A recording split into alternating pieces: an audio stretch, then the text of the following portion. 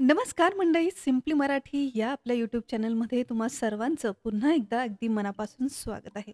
मंडळी, या यूट्यूब चॅनलमध्ये घर आणि किचन रिलेटेड खूपच उपयुक्त अशा काही टिप्स अँड हॅक्स मी नेहमी तुमच्यासाठी घेऊन येत असते, जी आपली रोजची अवघड कामे सोपी करण्यात मदत करतात. अशाच उपयुक्त टिप्स आज या व्हिडिओमध्ये सुद्धा मी तुमच्यासाठी घेऊन आलेली आहे.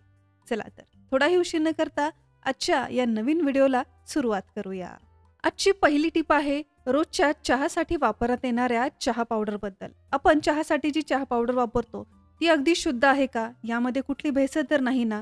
हे तुम्ही कधी चेक केलंय का? आता तुम्ही म्हणाल हे चेक कसं करायचं? अगदी सोपं आहे. पहा काय करायचंय. चहासाठी तुम्ही जी चहा पावडर वापरता ती थोडीशी चहा पावडर अशी हातावरती आपल्याला घ्यायची आहे.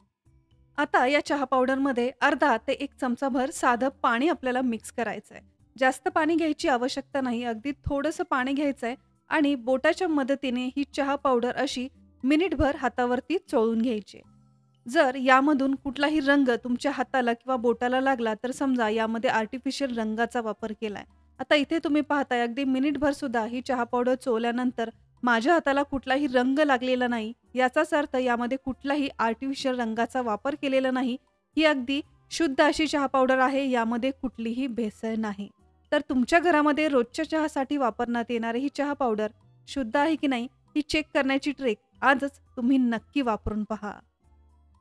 आपली पुढची ट्रिक आहे चपातीच्या या भांड्याविषयी. पहा बऱ्याच वेळ काय होतं वातावरणातील बदलामुळे किंवा कितीही स्वच्छता केली तरी सुद्धा चपातीचा किंवा भाकरी किंवा पोळ्या ठेवण्यासाठी हा जो डब्बा असतो त्यामधून एक प्रकारचा वास येतो. बरेच वेळ यातून दुर्गंधीही पसरते.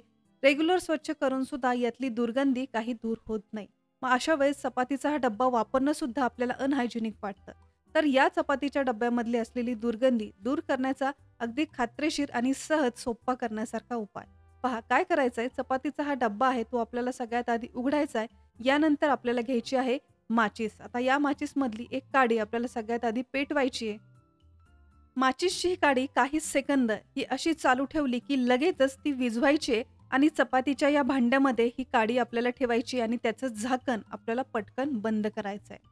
असं केल्यामुळे तुम्ही पाहाल या भांड्यामध्ये जी काही दुर्गंधी असेल, एक प्रकारचा वास असेल, माचीसच्या या काडीमध्ये जो गॅस असतो, हा गॅस पूर्ण तो ॲब्झॉर्ब करून घेतो. त्याचबरोबर कुठलाही दुर्गंध यामध्ये राहत नाही. एक अर्धा तास ही माचीसची काडी आपल्याला या भांड्यामध्ये अशी झाकून ठेवायची आहे. अर्ध्या तासानंतर ही माचीसची काडी आपल्याला काढायची आहे. साध्या पाण्याने आपल्याला हा डब्बा धुवून रेग्युलर वापरासाठी घ्यायचा आहे. तुम्ही पाहाल या एका सोप्या उपायामुळे भांडं कुठलंही असू द्या, माचीसच्या या ट्रिकमुळे त्या भांड्यातील दुर्गंधी नक्कीच दूर होण्यास मदत होते.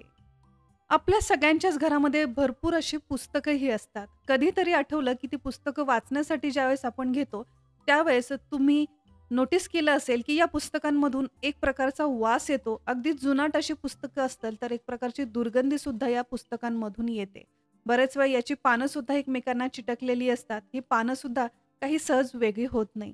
मग अशा वेळेस करायचं काय? तुमच्या घरामध्ये सुद्धा अशी जुनाट पुस्तकं असतील, त्यामधून जर दुर्गंधी येत असेल, पानं एकमेकांना चिटकली असतील, तर पुन्हा असं होऊ नये यासाठी ज्यावेळेस हे पुस्तक तुम्ही वाचण्यासाठी घ्याल, त्यावेळेस या पुस्तकांमध्ये आपल्याला थोडीशी टॅल्कम पावडर, जी रेग्युलर फेस पावडर तुम्ही वापरता, मग ती कुठल्याही ब्रँडची असू द्या, थोडीशी टॅल्कम पावडर घ्यायची आहे आणि ही टॅल्कम पावडर या पुस्तकांच्या मध्ये-मध्ये अशी पानं उघडून त्यामध्ये थोडी-थोडी आपल्याला पसरून ठेवायची आहे.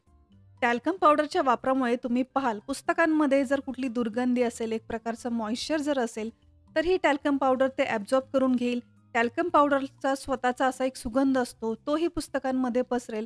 पुन्हा यामध्ये मॉइश्चर कमी प्रमाणात तयार होईल. पानंसुद्धा एकमेकांना चिटकणार नाही. तर तुमच्याकडे अशी जुनाट पुस्तकं असतील, तर ते बरेच दिवस अशीच व्यवस्थित राहावी, त्यामध्ये मॉइश्चर तयार होऊ नये, पानं एकमेकांना चिटकू नये, त्यासाठी टॅल्कम पावडरची ही ट्रिक तुम्ही एकदा वापरून पहा. मंडळी, तुमच्या घरामध्ये सुद्धा एक्सपायर झालेल्या भरपूर मेडिसिन आहेत का? त्यामध्ये जर मल्टीव्हिटॅमिन असतील, कॅल्शियम, फॉलिक ॲसिडच्या वगैरे टॅबलेट असतील आणि या गोळ्या तुम्ही वापर नाही म्हणून जर फेकून देणार असाल, तर ही ट्रिक आधी पहा आणि त्यानंतरच या गोळ्या फेकून द्यायच्या की नाही याचा विचार करा.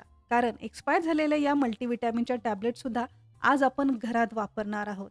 हो, तुम्ही अगदी योग्य ऐकताय. मल्टीव्हिटॅमिनच्या या ज्या टॅबलेट्स आहेत, त्या आपल्याला घ्यायच्या आहेत. आता प्रत्येक पॅकेटमधली 1-1, 2-2 अशी टॅबलेट सगळ्यात आधी मी इथे घेतलेली आहे. आता या टॅबलेट अशा क्रशरच्या मदतीने आपल्याला बारीक पावडर फॉर्ममध्ये करून घ्यायच्या आहेत. टॅबलेटची बारीक पावडर तयार करून झाली, की एका भांड्यामध्ये ही पावडर घ्यायची आहे. 2 टॅबलेटसाठी 2 ग्लास पाणी यामध्ये आपल्याला मिक्स करायचं आहे. पावडर, पाणी छान मिक्स झालं, की आता या पाण्याचा वापर आपल्याला घरामध्ये करायचा आहे. कुठे? तर आपल्या घरामध्ये असलेले जे इनडोअर प्लांट असतील किंवा तुमचं जर गार्डन वगैरे असेल, तर गार्डनमध्ये किंवा कुंड्यांमध्ये आपली जी झाडं असतात, त्या झाडांच्या मुळाशी त्या पाण्याचा आपल्याला वापर करायचा आहे. हो, तुम्ही अगदी योग्य ऐकलत. झाडांच्या मुळाशी तुम्हाला हे थोडं-थोडं करून पाणी वापरायचं आहे. यामध्ये मल्टीव्हिटॅमिन टॅबलेट आपण वापरलेले आहे. त्यामुळे झाडांना जी पोषण तत्वांची गरज असते, ती या गोळ्यांच्या पाण्यामधून त्यांना मिळणार आहे. झाडांच्या वाढीसाठी टॅबलेटचं हे पाणी खूपच उपयोगी ठरतं. त्यामुळे मल्टीव्हिटॅमिन टॅबलेट जर असतील, तर ते फेकून न देता झाडांसाठी त्याचा वापर तुम्ही नक्कीच करू शकता. आपली पुढची ट्रिक आहे कांद्याविषयी. पहा, कांदा हा एक असा पदार्थ आहे जो प्रत्येक किचनमध्ये नेहमी जास्त प्रमाणात असतोच. कुठलाही पदार्थ बनवायचा म्हटलं की कांद्याचा वापर हा आपण सगळ्यात जास्त करतोच. त्यामुळे कांदा कितीही मोठ्या प्रमाणात आणला तर तो व्यवस्थित जर स्टोअर केला नाही, तर हवेतील मॉइश्चरमुळे किंवा प्रॉपर स्टोअर न केल्यामुळे तो लवकर खराब होतो. त्याला मोड येऊ लागतात. तो लवकर सडतो आणि एक सडलेला कांदा जर यामध्ये राहिला तर तो इतर कांद्यांना सुद्धा लवकरच खराब करतो. त्यामुळे कांदे कमी असो किंवा जास्त ते प्रॉपर स्टोअर करणं खूप गरजेचं आहे. आणि आता पावसाळ्याचा सीझन चालू झालाय, त्यामुळे हवेतील आर्द्रतेमुळे कांदे हे लवकर खराब होतात. तर कांदा हा लवकर खराब होऊ नये यासाठी अगदी साधी आणि सोपी अशी ट्रिक आज मी तुमच्यासोबत शेअर करणार आहे, की तुम्हाला नक्कीच फायदेशीर ठरणार आहे. पहा, कांदा जिथे तुम्ही स्टोअर करता, मग ती एखादी बास्केट असो किंवा अशी ट्रॉली असेल कांदा बटाट्याची, ज्यामध्ये तुम्ही कांदे नेहमी स्टोअर करून ठेवता, ते डायरेक्टली असेच एखाद्या बास्केटमध्ये किंवा ट्रॉलीमध्ये न ठेवता त्याला आपल्याला प्रॉपर पद्धतीने स्टोअर करायचं आहे. जशी की ही माझ्याकडे ट्रॉली आहे, त्यामध्ये सगळ्यात आधी डायरेक्टली कांदे आपल्याला ओतायचे नाही, तर एक न्यूजपेपर आपल्याला घ्यायचा आहे. सगळ्यात आधी तळाशी हा न्यूजपेपर आपल्याला अशा 1 ते 2 घड्यांमध्ये फोल्ड करून ठेवायचा आहे. यानंतर जेवढे काही कांदे आहेत ते आपल्याला या पेपरवरती पसरून ठेवायचे आहेत. आता ही प्रोसेस इथेच संपत नाही, तर आणखीन एक न विसरता ही स्टेप आपल्याला करायची आणि ती म्हणजे न्यूजपेपरचे तुकडे घ्यायचे आहेत आणि त्याचे एकसारखे असे गोळे आपल्याला करायचे आहेत. कांद्यांच्या मधोमध गोळे आपल्याला ठेवायचे आहेत.